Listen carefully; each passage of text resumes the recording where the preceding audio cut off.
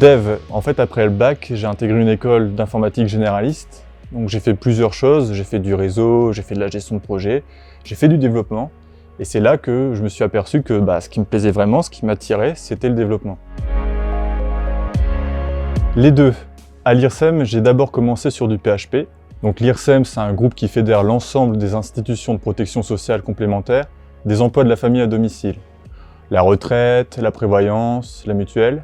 Et le web, c'est un point d'entrée important pour accéder à tous ces services. Donc au début, j'ai beaucoup travaillé en PHP sur la maintenance et l'amélioration des sites de l'IRSEM.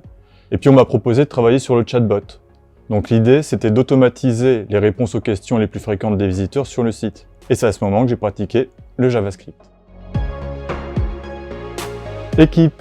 Lors du projet de chatbot, on a travaillé avec des gens d'IBM, qui étaient à IBM Garage, dans le sud de la France. Donc IBM Garage, c'est un centre d'innovation qui a fait de la co-création sa marque de fabrique. Alors moi, j'ai travaillé en binôme avec une personne d'IBM Garage sur la partie widget, et un autre développeur de l'IRSEM a travaillé avec IBM Garage sur la partie IBM Orchestrator. Alors voir quelqu'un développer, c'est toujours enrichissant. J'avais déjà vu ça quand je suis arrivé à l'IRSEM, en travaillant avec d'autres collaborateurs sur différents projets. Et travailler avec IBM Garage comme ça en équipe, ça m'a permis de bien progresser, de monter en compétences et aussi de gagner du temps. Distanciel. On a travaillé à distance pendant tout le projet avec les équipes d'IBM Garage. Donc les outils actuels permettent d'être très efficaces. Nos postes étaient 100% virtualisés, ce qui permet de retrouver le même environnement de travail où que l'on soit et quel que soit le terminal. Et puis la configuration est identique pour tous.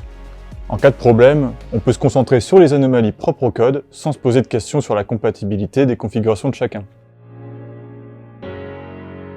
Watson. J'avais fait quelques recherches sur l'intelligence artificielle, mais j'avais pas d'expérience pratique.